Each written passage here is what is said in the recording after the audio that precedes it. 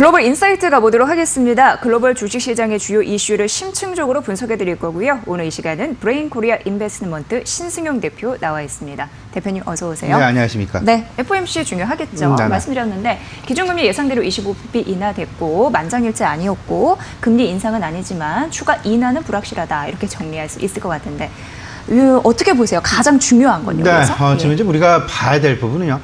금리 인하, 그 부분도 상당히 시장 내 유동성을 지속적으로 공급한다라는 그런 차원에서 중요하겠지만 추가 금리 인하 가능성을 닫아 놓았다라는 네. 부분에 조금 주목을 해봐야 될 텐데 과연 이 부분이 정말로 진정성이 있는 이야기일까 없는 이야기일까까지도 우리가 좀 생각을 해봐야 될 것이다라는 점. 물론 이제 다양한 경제 성장을 위해서 적절한 행동을 하겠다라는 문구가 제외되었다라는 부분에 시장 다소간 좀 불안감 아닌 불안감을 추가적인 금리 인상은 없을 것이다라는 쪽으로 해석이 되면서 좀 불안감 아닌 불안감을 갖게 되긴 하지만 실질적으로 우리는 지금 이런 부분을 좀 생각을 해야 됩니다. 연준, FOMC, 그리고 한은의 금통위, ECB 통화정책회의, 이런 것들, 소위 말하는 통화 당국들이 가지고 있는, 그들이 처하고 있는 당면 목표는 무엇인가? 라는 점을 생각을 해봐야 되는데, 그들, FOMC가 추구하는 당면 목표는 경제 성장이 아니고 안정이다라는 점. 그 안정에는 물가의 안정과 고용의 안정, 이 두 가지가 매우 중요한 핵심 트렌치로 들어가 있다라는 점.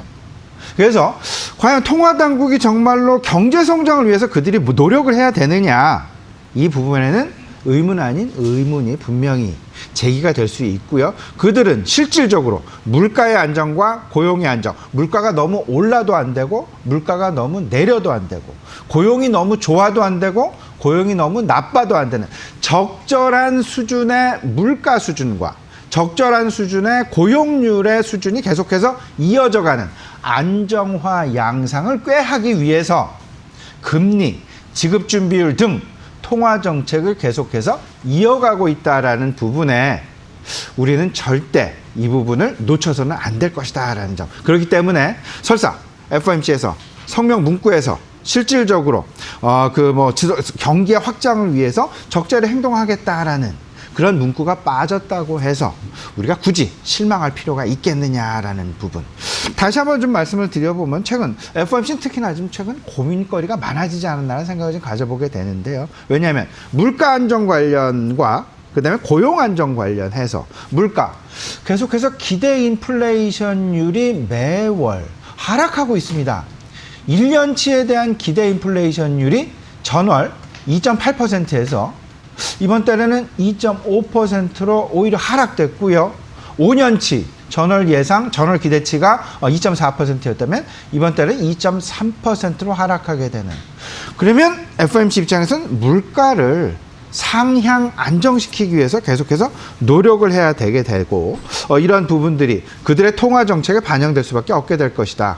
여기에 고용도 한 몫을 하죠. 이제 내일 모레 우리장 끝나고 금요일 미국 시장으로 금요일 이제 그 고용 지표 발표 예정이 되어 있는데 조금 좀 불안한 양상은 좀 있어 보인다. 물론 시장의 평가는 GM의 파업 상황이 상당 부분 영향을 주고 있기에 GM 파업의 영향으로 평가를 할 가능성도 없지 않아 있긴 하지만 그래도 고용 지표 우리가 계속해서 고용의 안정화 양상 실업률 3.5% 계속 유지하고 있는지 우리가 좀 주목을 해봐야 될 것이다라는 부분.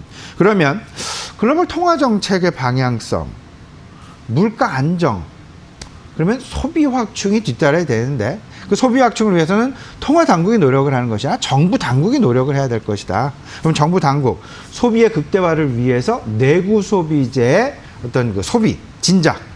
우리나라도 이미 고효율 가전제품에 대해서 소비 진작책, 가격 보상 제도 지금 시행을 하고 있는 부분 다들 알고 계시리라 생각이 되고 있고요. 그러면 우리가 관심을 가져야 될 부분, 통화 정책과 바로 연결되는 부분은 지금 현재는 내구 소비재에 그 초점이 맺혀져 있다라는 점. 지금 FOMC의 금리 인하랄지, ECB의 뭐 통화 정책, 뭐 양적 완화랄지, 이번 다음 달 11월부터 시행 가능성이 상당 뭐 이미 예고해 놓고 있는 그런 상황이지만, 이런 모든 것들이 다 내구 소비재, 소비 확충 쪽에 모아지고 있다라는 부분, 이 부분 우리 시청자 꼭 좀 염두에 두셨으면 좋겠습니다. 네. 각국의 통화정책 회의 중요합니다. 경제 성장이 아니라 안정이라는 포인트 말씀해 주시면서 고용과 그리고 물가 중요하게 챙겨야 될 것 같습니다. 내구 소비재 이런 부분으로 관심 이런 거 지속적으로 두셔야 될 것 같습니다. 자, 이제 두 번째 이슈 가보면 수급 얘기를 좀 해보도록 하겠습니다. 뭐냐면 외국인입니다. 최근에 외국인이 삼성전자는 팔고 샤오미는 산다. 네네. 이거 우리에게 좋지 않은 건데 네. 왜 그런 지금 겁니까? 아주 삼성전자 주가가 지난 네. 23일이었죠. 장중 고가 52,500원을 네. 터치한 이후에 네. 어제 같은 경우도 이제 그 하락 마감하는 54,100원에 하락 마감하는 그런 모습 계속해서 다소간 뭐 조정 아닌 조정의 양상을 계속해서 보여주고 있는데, 외국인 입장에서 최근 중국에 이제 그 속해 있는 샤오미는 롱, 샤오미는 사고, 삼성전자는 숏, 삼성전자는 매도하는 그런 전략이 외국인들 사이에서 좀 확산되고 있다라는, 조금은 좀 우리 입장에서는 답답한 전략, 조금은 좀 안타까운 전략이 외국인들 사이에 지금 팽배하게 확산되고 있다라는 그런 소식, 우리 시청자들 꼭 좀 염두에 두셔야 되는데, 여기에는 두 가지 메인 이슈가 존재하고 있습니다. 왜 삼성전자의 주가가, 반도체 바닥론이 나오고 있고 인텔의 실적도 좋고 인텔의 주가도 뭐 매일매일 상승하고 있는 그런 상황들 속에서 왜 삼성전자의 주가만 이렇게 좀 지지부진한 양상이 지난주 내내 보여주었을까? 이번 주도 역시 마찬가지로 내내 보여주었을까? 이번 생각해 보면 두 가지입니다. 우리나라 지금 시가총액 상한제, 이번 11월 중심으로 해서 12월부터 이제 시가총액 상한제가 지난 6월 도입한 이후에 실제로 진행이 되죠. 만약에 코스피 200 지수에서 삼성전자의 시가총액 비중이 30%가 넘는, 만약에 31%가 됐다. 그러면 당장 그 다음날 1%를 바로 반대 매매하게 되어 있습니다. 소위 말하는 패시브 펀드들, 패시브 펀드들의 대표 주자들은 인덱스 펀드들인데요. 소위 말하는 그 지수를 추종하는 펀드가 되겠습니다. 이 부분 바로 아마도 시장에 당장 삼성전자의 주식 약 최소한 1,500억 원 이상의 매도 물량의 출회 가능성 분명히 나타날 수 있다라는 점. 두 번째는 11월 8일로 지금 예고가 되어 있는 MSCI 신흥지수 편입이 되겠습니다. 신흥지수에 대한 리밸런싱 부분이 되겠는데요. 기존 지난 8월 12.8%에서 11월 12.7%로 이제 0.1%. 이러다 보니까 삼성전자. 근데 그 리밸런싱의 그 이유 배경 자체가 중국 A주에 편입 확대죠.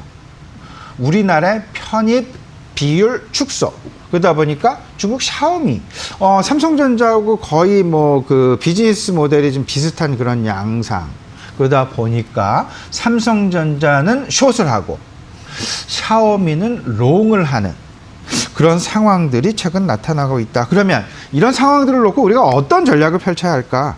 시가총액 상한제도와 관련해서는 오히려 반도체 업황의 바닥론의 확산, 이에 맞물린 삼성전자 대신 오히려 SK 하이닉스에 대한 관심이 오히려 외국인들 사이에서 나타나고 있다라는 점. 그리고 시가총액 상한제도에 대한 반사이익, 오히려 시총은 있지만 거래량은 좀 떨어지는 대교랄지 동서랄지 세방전지랄지 이런 회사들에 대한 관심들이 지금 최근 나타나고 있다라는 점. 그리고 리밸런싱과 관련해서 외국인 삼성전자의 숏, 샤오미 롱 전략, 이러다 보니까 오히려 SK 하이닉스랄지 아니면 반도체 장비주, 반도체 소재주, 그리고 5G 네트워크 장비주, 자율주행 클라우드와 관련된, 클라우드 컴퓨터와 관련된 이런 각종 산업군, 4차 산업혁명군 쪽으로 그 수요가 오히려 삼성전자에서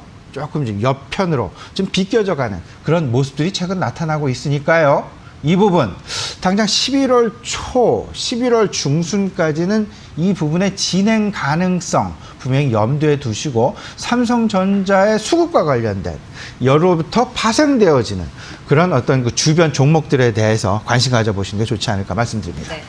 삼성전자가 최근 잘 가다가 악재성 재료가 좀 뛰었습니다. 수급적인 불안감이 있다라는 점 말씀드리면서 반도체 주변 업종에 대한 관심 기울이라라는 전략이었으니까 잘 참고해 보시면 도움 되시겠네요. 자, 글로벌 인사이트 함께했습니다. 브레인 코리아 인베스트먼트 신승용 대표와 함께했습니다. 잘 들었습니다. 고맙습니다.